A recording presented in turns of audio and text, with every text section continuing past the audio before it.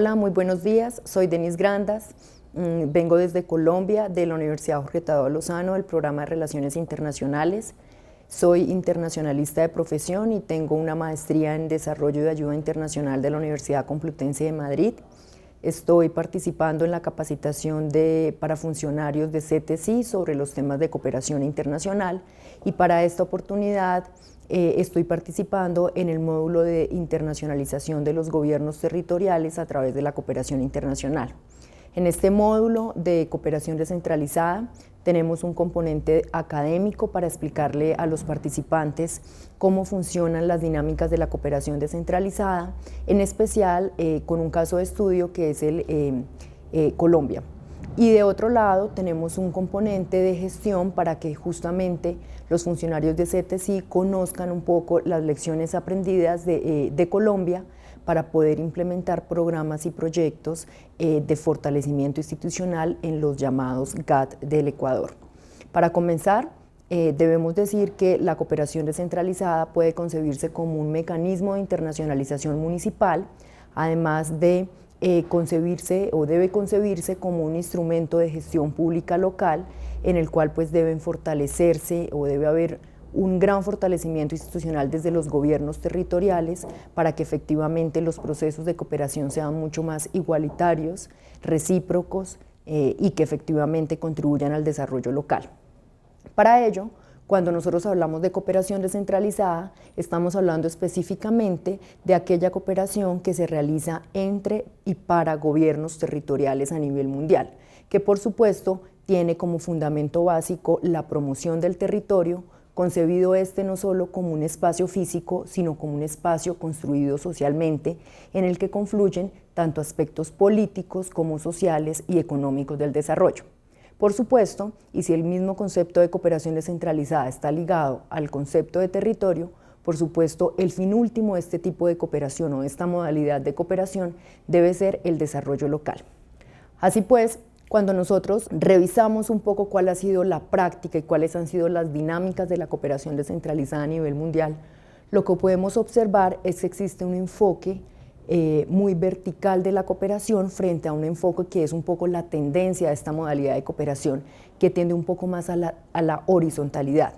El enfoque vertical de la cooperación descentralizada se caracteriza un poco por relaciones asimétricas que lo que evidencian es un poco una copia del modelo tradicional de cooperación internacional. Y es un enfoque que se caracteriza justamente por relaciones poco simétricas de cooperación, pero además que alimenta mucho lo que se llama en cooperación la cadena de la ayuda. Entonces, es un enfoque muy definido por la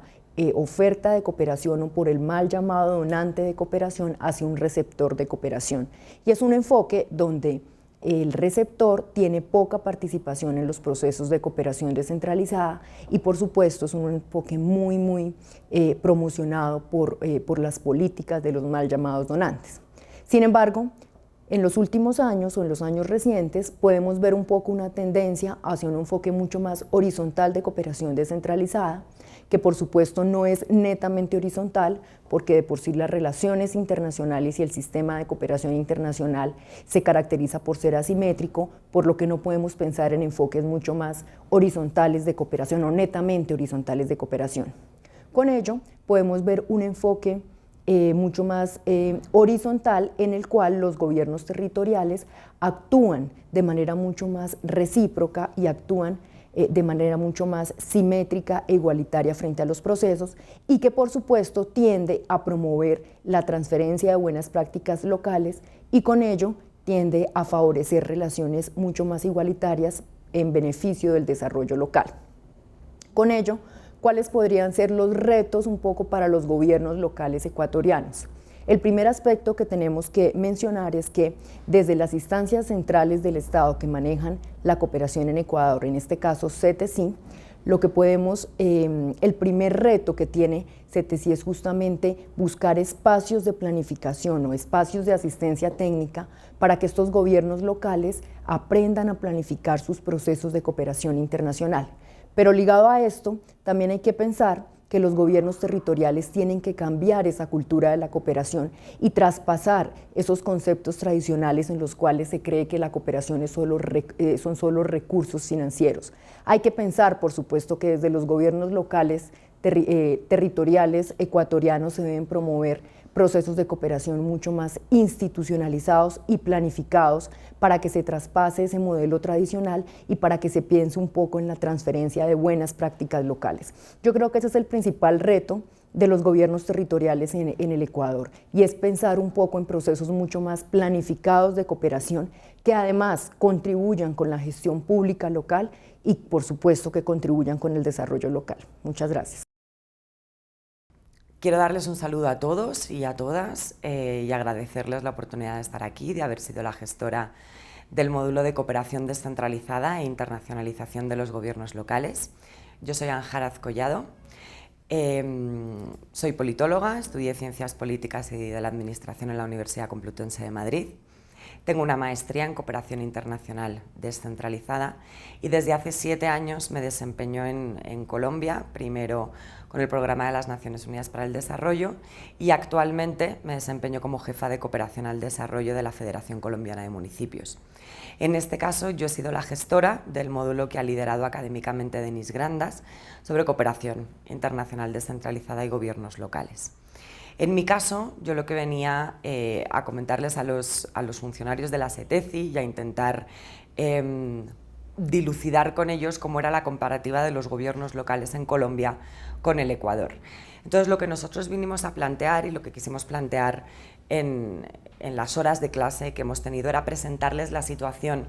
que tienen los gobiernos locales colombianos, cómo funciona la cooperación en Colombia y cómo se establecen esas relaciones entre gobierno nacional y gobiernos locales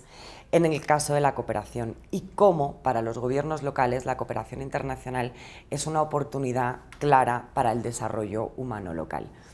En este sentido empezamos la primera parte de la clase presentando a Colombia, ¿no? Lo que quisimos fue hacer un recorrido histórico de cómo se había establecido e institucionalizado la cooperación internacional a lo largo de los últimos 20 años en Colombia y cómo esta institucionalización y sus cambios respondía a lógicas políticas, porque la cooperación es un tema político. Entonces veíamos cómo ha estado caminando y ha estado andando entre depender directamente del Ministerio de Relaciones Exteriores a pasar a depender al Departamento Nacional de Planeación. Uno responde, como es lógico, a la política exterior del país y la otra intentar vincular de una manera más clara la cooperación internacional con la demanda de los planes nacionales de desarrollo. En este caso nos hemos dado cuenta y hemos querido presentar cómo la trampa de la renta media, lo que actualmente autores como José Antonio Alonso y José Antonio Sanauja están llamando la trampa de la renta media, aplica tanto a Colombia como a Ecuador, porque tienen índices similares de renta y de desarrollo humano. Me explico.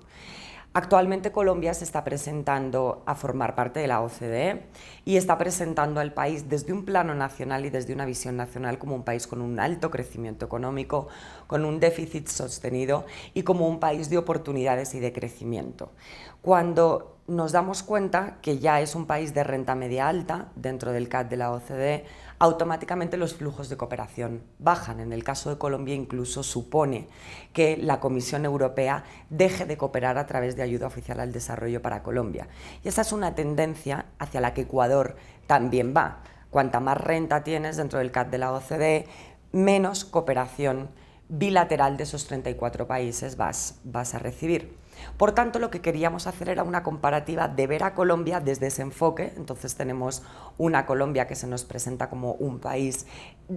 que el desarrollo, entendido de manera económica, se ha incrementado mucho en los últimos años,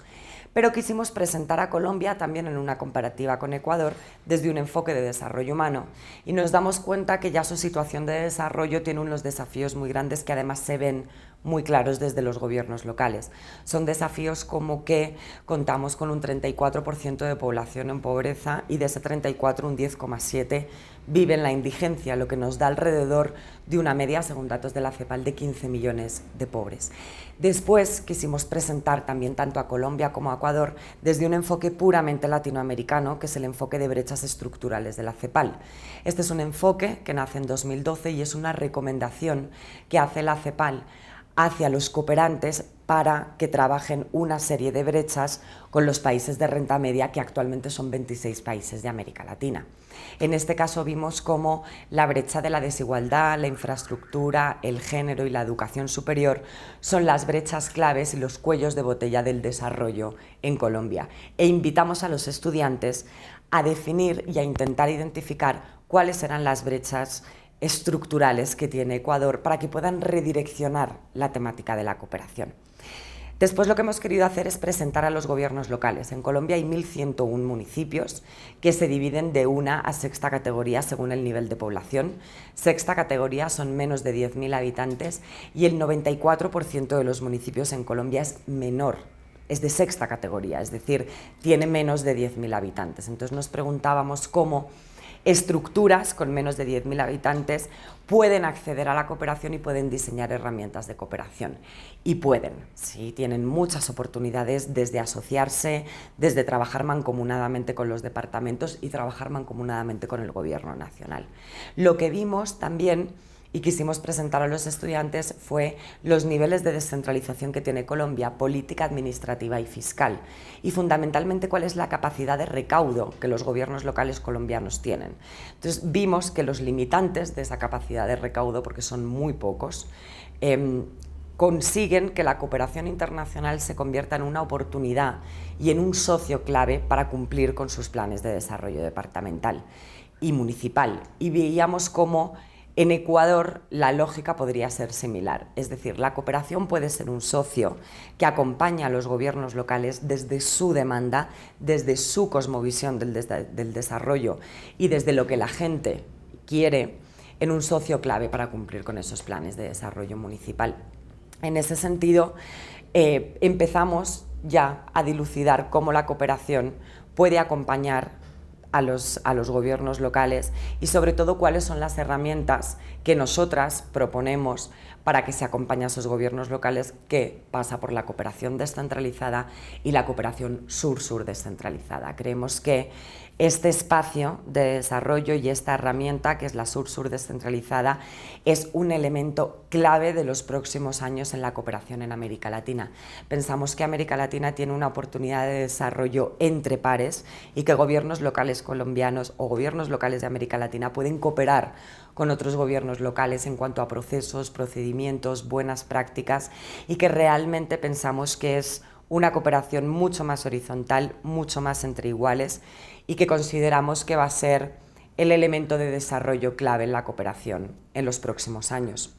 Y por último, lo que hemos querido presentar son cómo los gobiernos colombianos han diseñado sus propias estrategias de cooperación y cómo es esa relación con el gobierno nacional. Es decir, el gobierno nacional, ¿qué puede hacer con los gobiernos locales colombianos y en este caso los estudiantes y funcionarios de SETECI? ¿Qué pueden hacer con los gobiernos locales ecuatorianos? En este sentido, ambos países tienen una misión de fortalecimiento institucional. Ambos países, sus ejes centrales y los gobiernos centrales tienen la misión y la obligación y la función de capacitar y dar asistencia técnica a los gobiernos locales para que inicien sus propias estrategias de cooperación. En este sentido, hemos presentado la estrategia de cooperación que tuvo la ciudad de Medellín, que es una ciudad muy grande y que lo convirtió en política pública, que tuvo un departamento, el departamento de Cundinamarca, para que puedan ver e investigar cómo un departamento puede brindar asistencia técnica a un municipio y cómo el nivel intermedio puede coordinarse con el nivel nacional y con el nivel local. Y por último, la estrategia de cooperación que inició un municipio de 6ª categoría en el Cauca, que se llama Caldono, de menos de 10.000 habitantes, que ha sido una de las experiencias más exitosas a nivel internacional sobre estrategias de cooperación e internacionalización municipal. Y en este sentido, los estudiantes en el taller van a poder y han podido diseñar una metodología que nosotros les hemos presentado, que es la metodología que se utiliza en Colombia de asistencia técnica a los municipios. Es una metodología que plantea el ABC, el paso a paso de cómo un municipio colombiano puede diseñar e implementar sus estrategias de cooperación internacional. Y en el taller lo que hemos querido es que los funcionarios conozcan esa metodología y la reconviertan y la adapten a una metodología que pueda ser aplicada en el Ecuador y se convierta en herramienta práctica para la acción política de SETECI.